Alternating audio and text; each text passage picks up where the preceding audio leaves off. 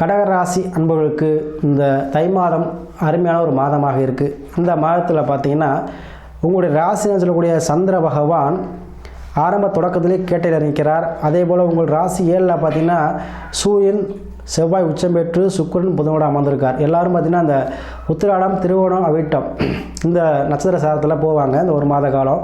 So அப்படி போகும்போது உங்களுக்கு வெற்றியை கொடுக்க போகிறார். 7ஆம் பாவம் வருது வெற்றி பாகம், 7ஆம் பாவம் வருது பிஸ்னஸ்ஸு போட்டி, இதெல்லாமே வந்து 7ஆம் பாகம். ஸோ உங்களுக்கு இந்த பிஸ்னஸ் ஆரம்பிக்கணும் ஒரு எண்ணம் இருக்கிறவங்களுக்கு, பார்ட்னர்ஷிப் அமையலன்னு சொல்லக்கூடியவங்க அல்லது ஒரு பண உதவி கிடைக்கலன்னு சொல்லக்கூடியவங்களுக்கு இந்த மாதம் பண உதவியோட பார்ட்னர்ஷிப்பு அமைவாங்க.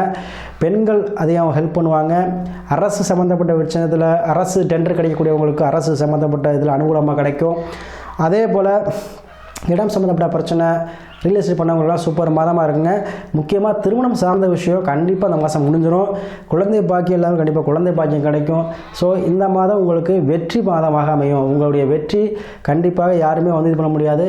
எவ்வளோ எதிரிகள் இருந்தாலும் அவங்க எல்லாம் உங்களுக்கு வந்து என்ன பண்ணிடுவாங்க, சமாதானமாக போயிடுவாங்க. உங்களுக்கு ஃபேவரட்டாக இருக்கக்கூடிய மாதமாக இருக்கும்.